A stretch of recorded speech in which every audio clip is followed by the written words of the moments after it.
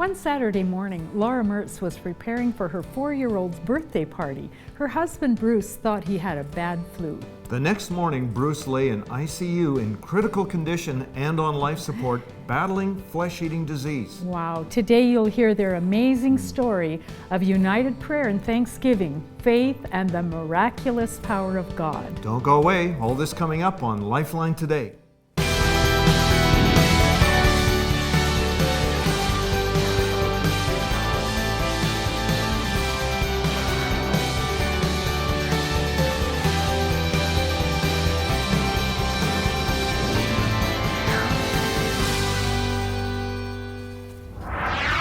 Welcome to Lifeline Today. We have an amazing program today and the next program as we're going to share with you this amazing testimony from Bruce and Lara Merz. And they're on the program with us. Welcome to Lifeline Today. Both of you. Thank you. It's really good to have you here today. You know what? There's an amazing story, and I want you to call somebody, tell them to watch this program and the next program. Phenomenal story. But before we get into that exactly, let's talk a little bit about you. Bruce and Lara, welcome to the program. Thanks. Tell us a little bit of how you met, because this is relevant. You met a few years before all this crisis, and God really had his hand on it. Yeah, he did.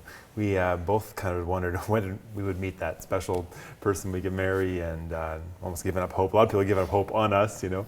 And then one Saturday we met at a worship night and connected. And just met kind in of church, isn't that good? Yeah. Great And we just environment. randomly connected and happened to sit at the same booth at a Boston Pizza. And we got chatting, and there were 5 of us there. And very quickly it just became the 2 of us, and the world disappeared. And probably within 24 hours, we both probably knew, I think this is the person I'm going to marry. And within 6 months, we were married. And Lara, you have the same kind of story, don't you? You were really giving up hope.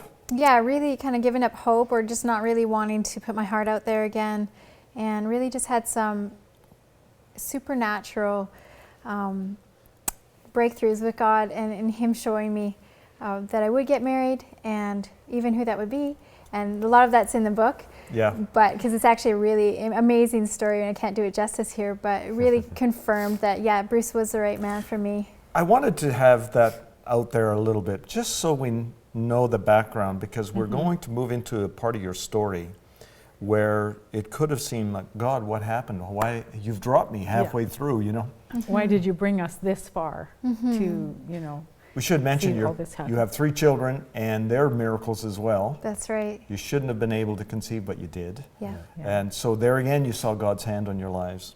But we're going to move forward to a couple years ago in a March Saturday, and you are going to have a birthday party. And Bruce, something happens just before that. Yeah, so I was pretty sick, very sick. I had this debilitating flu, and since the Wednesday before, and I was just laid up in bed. It was bad timing because we had our 4-year-old's birthday party, and relatives and people were coming into town for that. And later on that day, my mom's 70th birthday, so huge day and leading up, and I'm just totally laid up, and I have tons of pain in my hamstring as well. It's kind of getting closer, which was weird. I was like, oh, that's bad timing, you know. Yeah. Pulled my hamstring and a bad flu, you know. Yeah.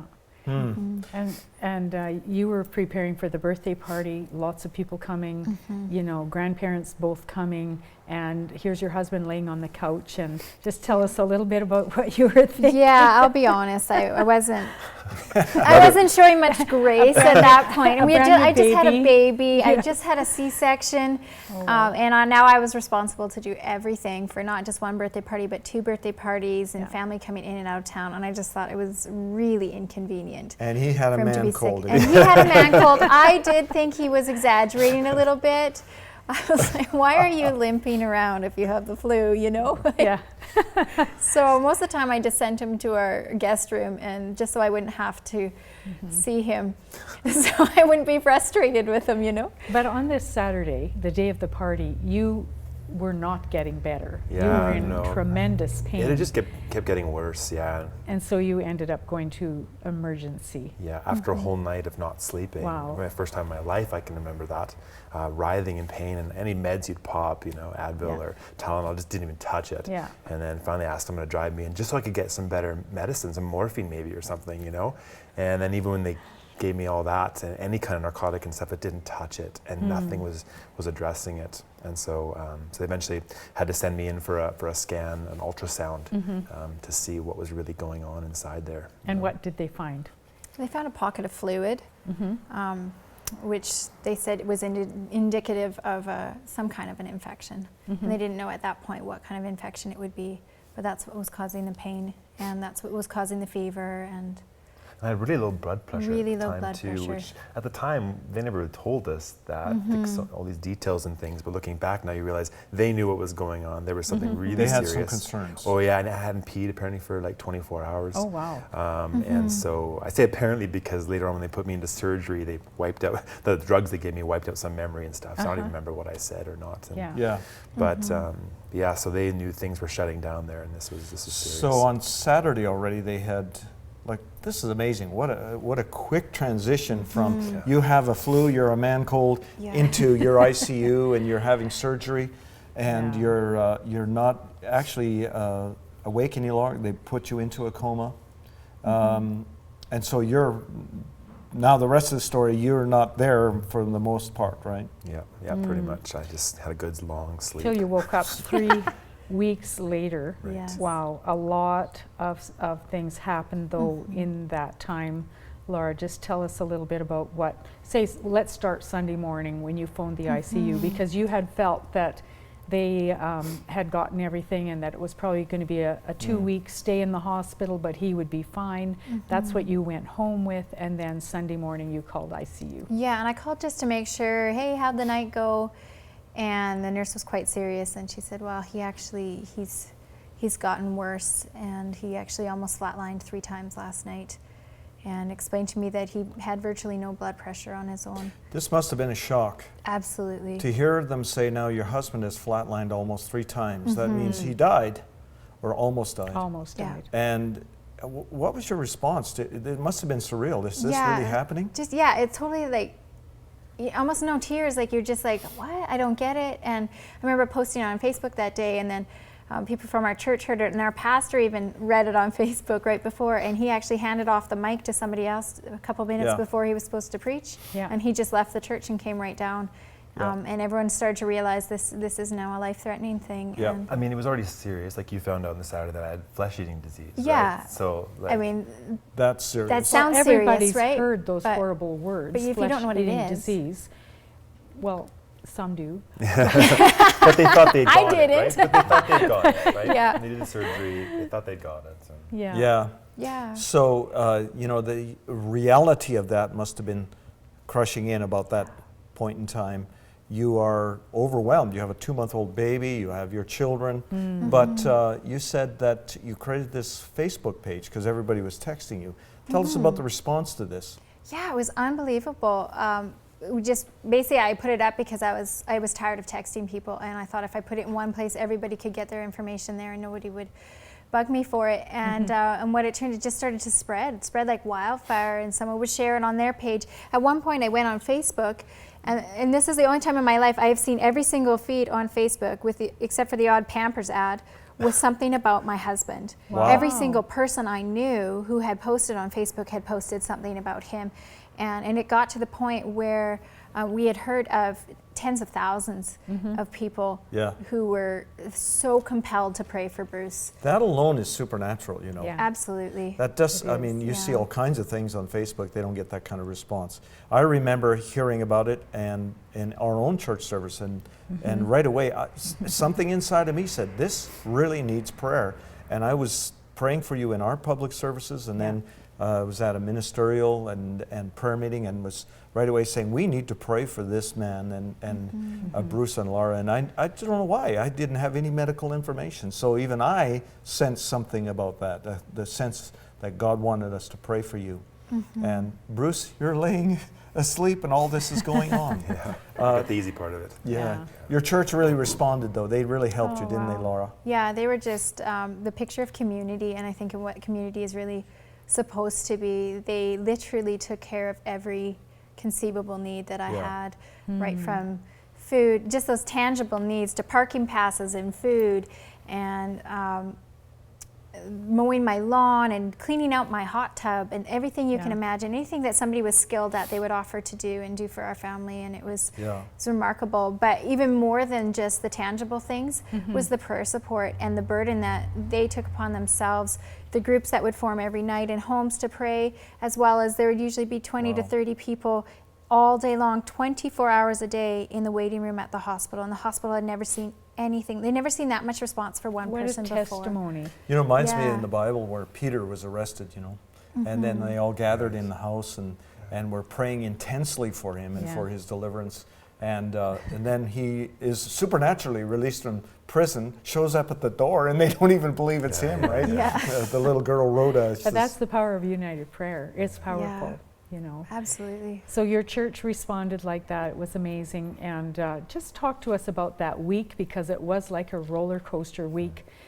All of the malfunctions that Bruce was dealing with in his body, just talk to us about that, because it could have been one that killed him, but there were so many and together. as I understand it, the doctors had said that he had 6 conditions that were typically fatal happening simultaneously.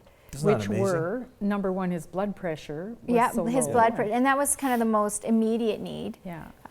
Because he couldn't keep a blood. 0 almost. Yeah, Well, 7. Let's be real. I think they're supposed to be like 125 or something, and they were 7. And so not only could he bleed out, but because of the condition that he had and the sepsis in his blood clotted really easy. It actually would clot his machine. He had a dialysis machine because his kidneys were also failed, and it would clot the machine sometimes 6 times a day.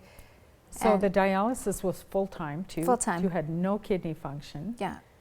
Wow. What else was happening? He also had pneumonia. He ended up having an allergic reaction to penicillin, which we didn't know he had as well. He had lung difficulties. He had the kidneys, the blood. It was, You said he gained so many pounds just within a day or so? 100 pounds in 3 days. Wow. Just retaining fluids and kidneys were shutting down. They were on dialysis, as you said. So, you know, one thing I thought was really amazing here before we just go to a break, the church began, and the people, the intercessors, began to pray for specific things. Tell us just that about them. Yeah, I don't know how it started. I think our pastor said to one of the nurses, if there was one thing that you could see healed today, what would it be? And she said, it's his blood pressure. And so we kind of started that way, and then we just spread the word. We'd go out to the waiting room and say, everybody pray for his blood pressure to go up. And then we would put it on Facebook, everybody pray. And something really unique just happened, because it's like it ignited that little bit of faith that people had, because there was a lot of people who just felt despair. I don't know how to pray for this guy. This is too big. He's going to die. And so they would take those little bite-sized pieces and go, I can have faith for that. I can have faith that his blood pressure will move up 1. You know, and they would continue to pray like that, and we would see these smaller miracles, which would then build the faith for even another smaller miracle, and to continue on like that. And every time something happened that was positive, there was an eruption of joy Absolutely. in the waiting room. You know what? I believe that was a Holy Spirit strategy. Wisdom, a word of wisdom from the Lord, because what a difference that made. And I think you have mentioned us off camera that people can believe for a small step. You know, believing for the whole step was just too big. Yeah. Right. What an amazing story we're listening to. Listen, it gets better. This is their book, While He Lay Dying. It's just a captivating book. Once you start reading it, you just can't put it down. And Laura, you did an awesome job writing it. And I know there's other parts in it. Bruce wrote some too, after he woke up. Yes, dear. I understand that. And it's an amazing book. There's a beautiful picture in the back. By the way, the contact information, you get it right there at our prayer center. Contact Jill Madison and her team right now. She can make this book available to you. You definitely want to see this book in your hands, because it's really that kind of an encouraging testimony. We're going to go to the prayer center, and we're going to come back and talk to Bruce and Lara. Dominion Conference 2015 is coming up very soon. Mark these dates on your calendars. June 28th to July 1st in Calgary at Southside Victory Church. For all the details, check out dickandjoan.com.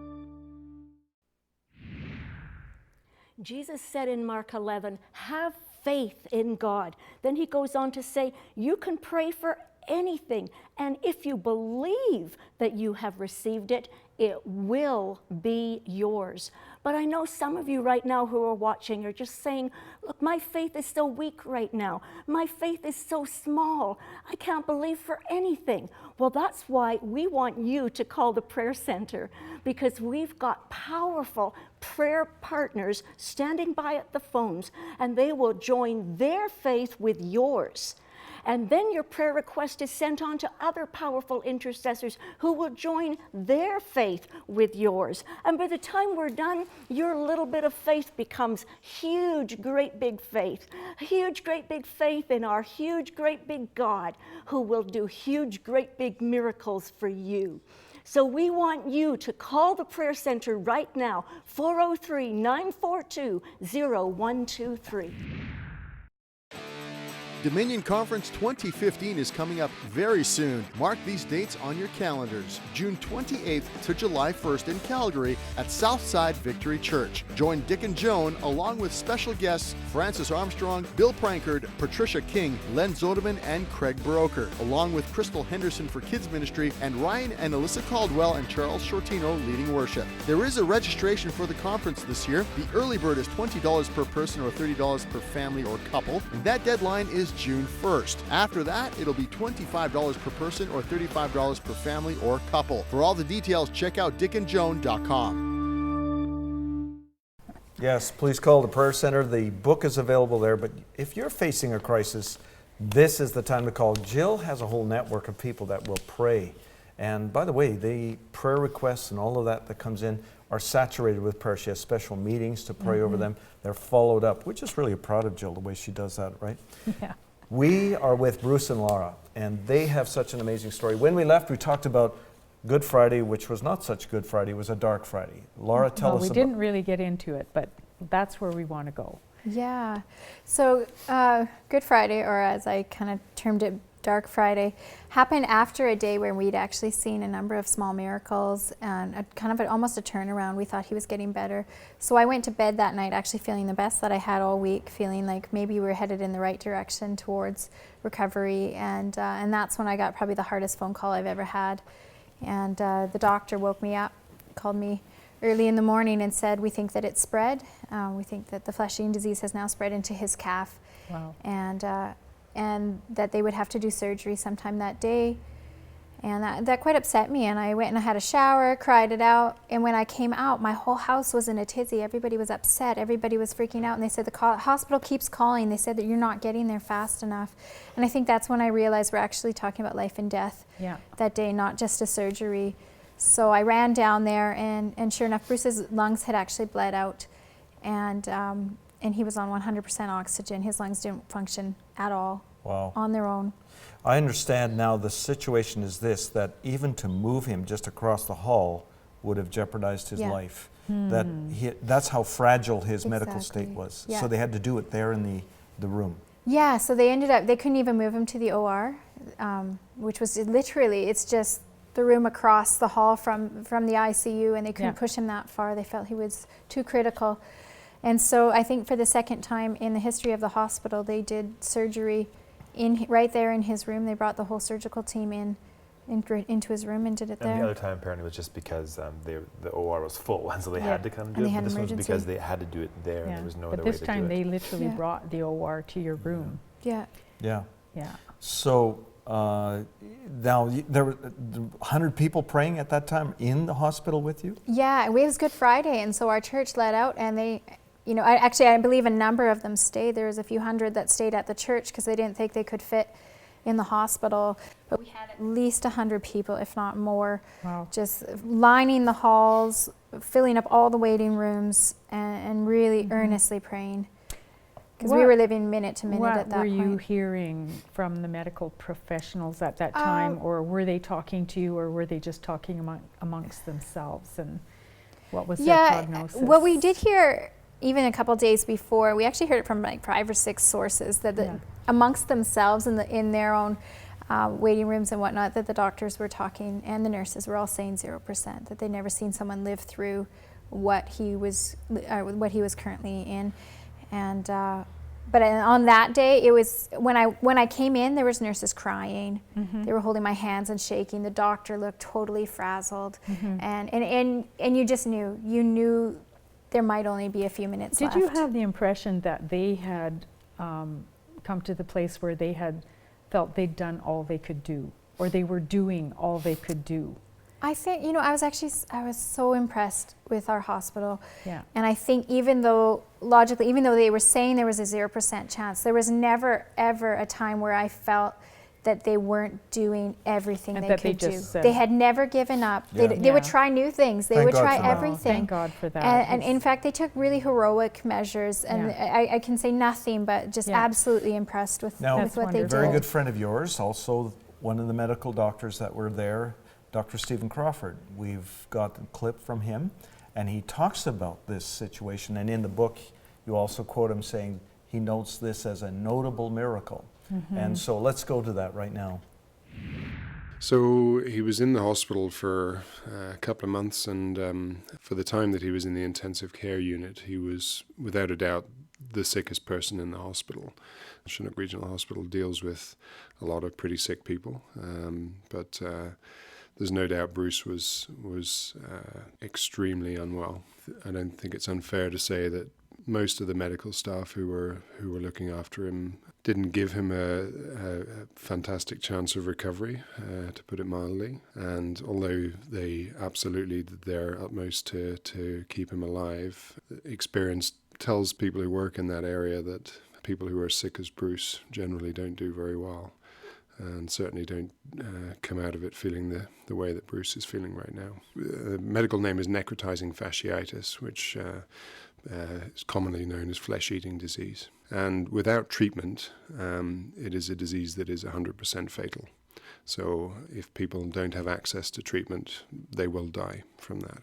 So with antibiotics and things, and with supportive treatment like Bruce had in the ICU, a significant proportion of people do recover. But with the severity of illness that Bruce had, the chances of somebody recovering in an intact way, like Bruce did, so not losing any limbs or toes or so on, is very small. Well, that was great testimony of just how significant what took place here. We want to talk to you now. This seemed to be the turnaround. This was the low point, Good Friday and following. Tell us now, what began to happen? You began to wake up? After the Good Friday, you mean?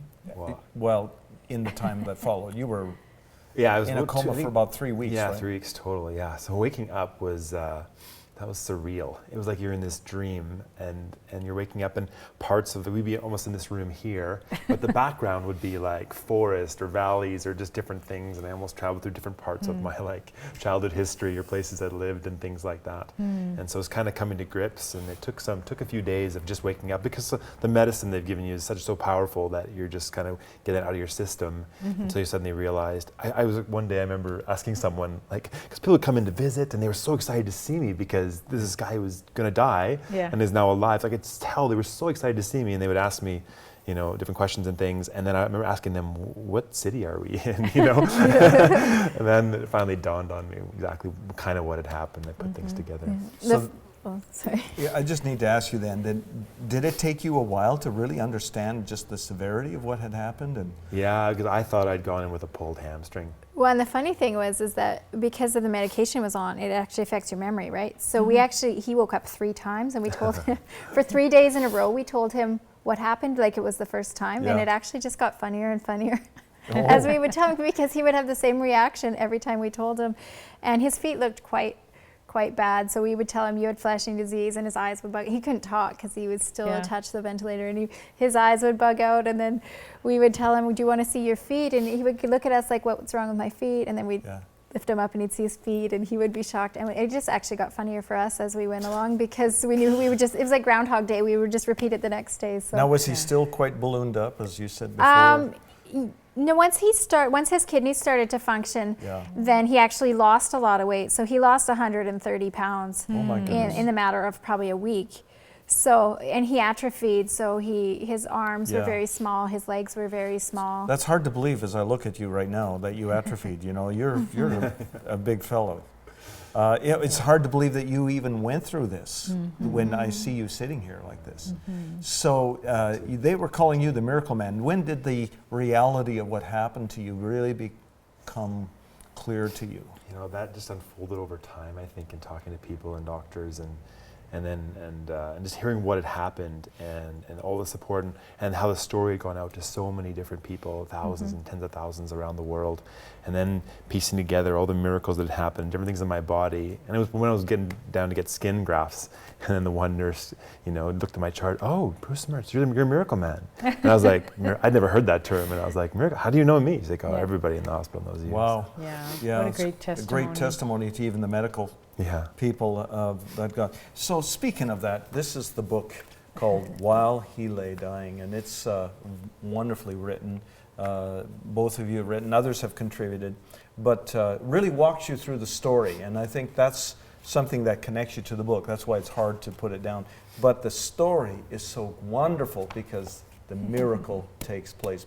Bruce, there's no question, and it's mentioned in the book, but medically and in every other way, you should not be here on this set today. Absolutely. And most people with flesh-eating disease, like what's common is, you get amputations, right? That's they talked about, they said one nurse, apparently I heard later, that flesh-eating disease, it was really weird. They're watching it going on my body and they said, this just isn't normal. It's usually it's like at 2 o'clock, 4 o'clock, 6 o'clock, and they just chop because it goes that fast. It is and true. they watch it almost kind of like ebb and flow and almost be held back and then it would spread a bit or whatever. That was prayer. Totally, absolutely. And so, I mean, most people would come through with, like life-altering, like situations where you'd have no legs maybe, or there was one other person that had made it through to rehab like I had, and they had no, I think no hands, no feet. Wow. I don't know what to describe it as. You know what?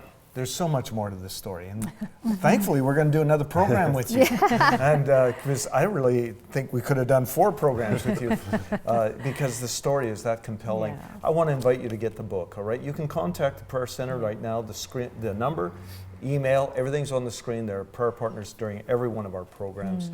You can contact them. They can also give you information how to get the book. We'll be sending it out to you. Seriously, if you've ever gone through a condition where you've wondered, where did God go? He started this in my life, and then suddenly I feel like I've been dropped and I'm abandoned. You need to get the book and learn as the story unfolds just how God had his hand in everything. As hard as that was, and I know that it must have been a pretty deep valley for you, Laura, many times. Absolutely. I think your faith was probably tested to the extreme. And here you are today. A testimony of grace. Testimony of victory, and it only tells you how good God is and what he has for you in the future. We say the same thing, right? Absolutely. Our best day is in front of us. So we invite you to do that. By the way, we really do encourage you to make sure you watch the program, this next program, because we're going to finish the story with Bruce and Lara. Now, remember this, God is good. All the time. And all the time. God is good. See you next time. Yeah, bye-bye. This program is supported by viewers like you, and we thank you for your partnership. We want to hear from you. Send us your prayer requests, praise reports, and comments on the program. Be sure to visit our website for up-to-date information or get in touch with us by email or phone. And don't forget to like us on Facebook and follow us on Twitter.